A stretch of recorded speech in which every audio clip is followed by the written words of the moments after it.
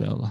Bagaimana jika di kampung terkait zakat menggunakan ijab kabul dan saya menolak tidak ingin seperti itu, tapi seperti maksa harus ijab kabul.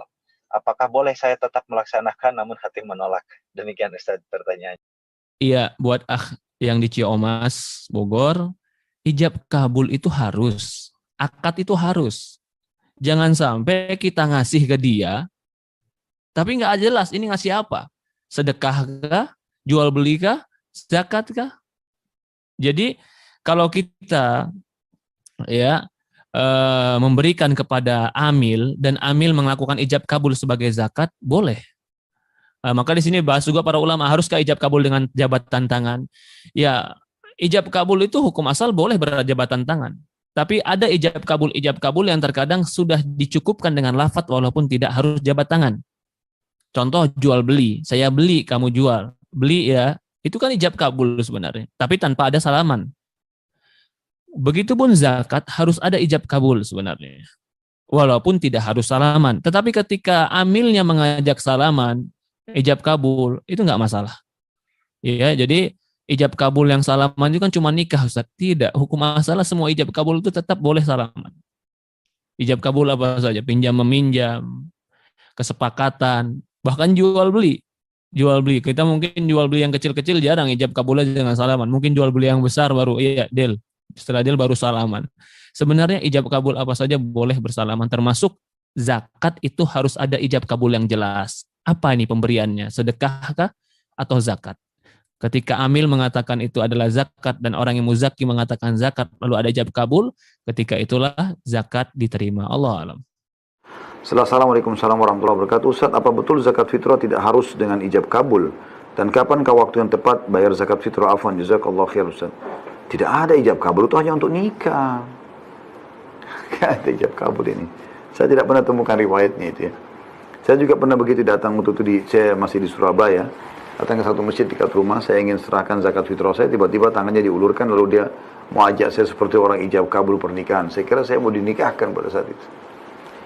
Terus kemudian dia bilang, kenapa? Dia bilang, kita ijab kabul untuk beras zakat fitrah. Saya bilang, enggak usah. Saya sudah niatkan insya Allah, sudah cukup. Yang saya tahu seperti itu ya. Yang saya tahu seperti itu, cukup kita berikan zakat fitrah kita, udah Allah SWT lebih tahu, kita sudah niatkan untuk melakukan zakat fitrah. Itu yang saya tahu. Kalau yang paling tepat dikeluarkan adalah hadis Nabi SAW menjelaskan masalah itu.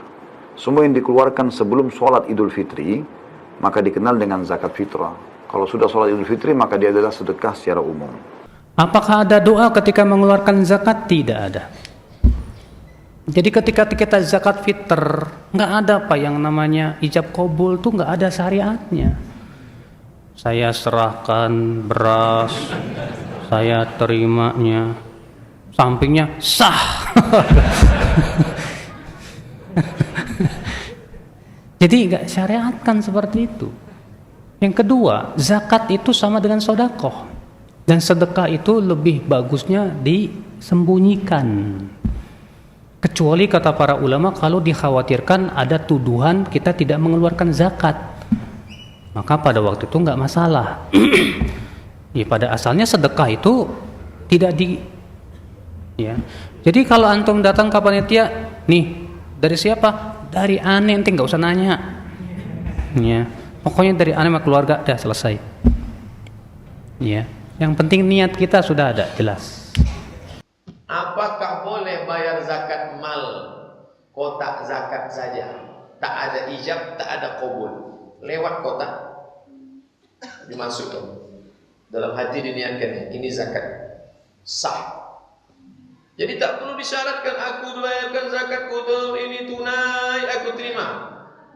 Ijab qabul ada yang wajib, ada yang sunat, ada yang mubah.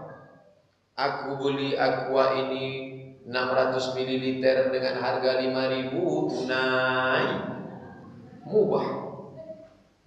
Ustaz pernah beli aqua pakai ijab kabul? Tak pernah. Beli duku pernah. Saya kerokan dulu, pas di tepi jalan, mampir saya beli. Saya bayar, apa kata dia? Jual ya nak? Iya mak. Rupanya di kampung orang masih pakai ijab kabul. Karena dia pakai mazhab Syafi'i, dalam mazhab Syafi'i ijab qabul. Ini hukumnya mubah. Yang kedua, sunnah. Apa itu? Zakat. Karena dalam Quran disebut wasalli alaihim inna salataka sakanun lahum. Ya Muhammad, kalau mereka bayar zakat, doakanlah mereka. Setelah ijab kabul, doakannya. Barakallahu laka fima a'taita. Semoga Allah memberikan berkah kepada rezeki. Itu hukumnya sunnah. Di Malaysia, orang bayar zakat pakai kartu gesek. Gimana mau ikat? Bayar kartu gesek. Tak tahu. Aku bayarkan ini zakat betul ini. Lalu dia menjawab, aku terima, aku terima. Bayar zakat pakai www.zakat.com. Transfer. Tak ada ijab kabul. Sah. Yang mesti ada ijab kabul nikah. Jangan pula nikah disamakan dengan ini. Kau udah nikah sama dia, udah. Kau tengok tak ada ijab kabul. Sama macam betul aku, tak perlu ijab kabul. Oh. Aku nikahkan engkau dengan anakku dengan mahar sebentuk cincin emas tunai. Aku terima. Sah. Zakat diberikan kepada yang berhak. Kalau memang dia sudah terbukti dalam keyakinan Anda dia berhak, maka Anda boleh menyerahkan zakat kepadanya, tentunya dengan serah terima, tanpa harus ada sebutkan kalau itu zakat. Tidak harus menyebut itu zakat. Ini zakatku untukmu, tidak harus. Akan tapi cukup Anda sampaikan, yang penting orang itu berhak, sudah sah. Jika menyebut zakat itu lebih bermanfaat, sebutkan. Jika menyebut zakat kurang bermanfaat, nggak perlu disebut juga nggak ada masalah, sah. Sebab kadang menyebut ini barang zakat bisa saja bermanfaat, bisa tidak. Ada sebagian merasa orang sedih kalau dibilang zakat itu. Padahal dia sangat memerlukannya, jangan bilang zakat. Jadi tanpa disebut itu zakat, serah terima, iya ini aku serahkan, iya. Kalau tidak diserahkan nanti dia bingung, duit siapa ini, akhirnya nggak dipakai sama dianya. Harus ada serah terima biar yakin bahasanya itu adalah uang halal untuknya. Dengan catatan, menurut keyakinan Anda, dia adalah salah satu orang yang berhak menerima zakat, seperti itu. Wallahu a'lam.